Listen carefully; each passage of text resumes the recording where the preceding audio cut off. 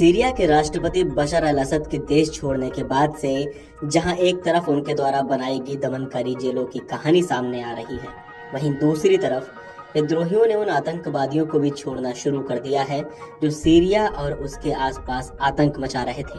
अब तक हासिल हुई जानकारी के मुताबिक सीरियाई विद्रोहियों ने सीरिया की राजधानी दमिश्क की सैयद नाया जेल से आतंकवादी संगठन हमास के 678 सदस्यों को रिहा कर दिया है। इनमें से 65 आतंकवादी फांसी का इंतजार कर रहे थे।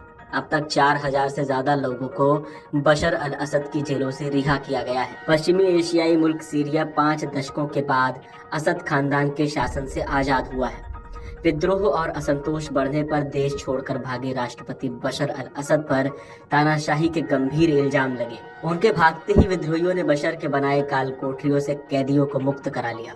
फांसी की सजा पाए कैदियों ने कई साल बाद सूरज देखा। हालांकि जश्न के माहौल के बीच रोटी के संघर्ष की स्याह हकीकत भी सामने आई है।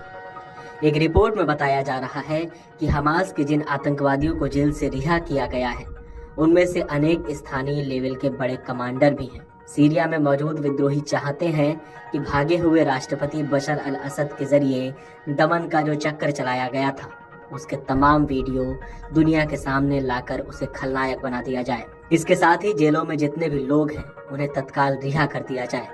इससे सीरिया में आने वाले कुछ हफ्ते आतंक का राज रहेगा, क्योंकि जब तक वहां पर सरकार के नाम पर कोई कब्जा नहीं कर लेता, तब तक आतंक और बंदूक अपना राज चलाते रहेंगे। सीरिया की जेलें लंबे समय से क्रूर हालात के लिए बदनाम हैं। मानवाधिकार संगठनों और दलबदलुओं द्वारा यातना, भुखमरी और गुप्त फांसी को बड़े पैमाने पर प्रलेखित किया गया है। 2013 में सीजर नामक विस्लवोहर ने सीरिया से 53,000 तस्वीरों की तस्करी की, जिससे असद की जेलों में बड़े पैमाने पर अत्याचार और अमानवीय स्थिति का खुलासा हुआ। मीडिया रिपोर्ट के अनुसार असद की कुख्यात जेलों में डाले जाने की चिंता ने सीरियाई लोगों में अविश्वास पैदा कर दिया। असद ने सत्ता पर नियंत्रण बनाने और विरोध को कुचलने के लिए डर की इस संस्कृति को बढ़ावा दिया। सीरिया के प्रधानमंत्री मोहम्मद गाजी जलाली ने कहा कि विद्रोहियों द्वारा राजधानी में प्रवेश करने और राष्ट्रपति बशर असद को उखाड़ फेंकने के बाद अधिकांश कैबिनेट मंत्री भी दमिश्क में कार्यालयों से काम कर रहे हैं। हालांकि पहले से ही देश के अधिकांश हिस्से पर नियंत्रण रखने वाले विद्रोही गठबंधन के लिए आने वाले कठिनाइयों के संकेत पहले से ही थे। असद और उनके अधिकांश शीर्ष अधिकारियों के रूस भागने के बाद अपने पद पर बने रहे जलाली ने कहा, हम काम कर रहे हैं ताकि हालात तुरंत सुचारू हो सके।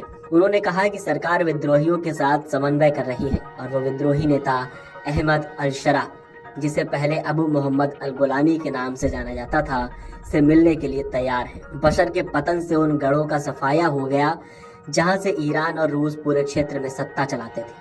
लंबे समय से असद के दुश्मनों के साथ जुड़ा तुर्की ताजा घटनाक्रमों के बाद मजबूत होकर उभरा है, जबकि इजराइल ने इसे असद के ईरानी समर्थित सहयोगियों पर अपने प्रहार का परिणाम बताया है। अरब दुनिया को पश्चिमी एशिया के केंद्रीय राज्यों में से एक को फिर से एकीकृत करने की चुनौती का सामना करना पड़ रहा है।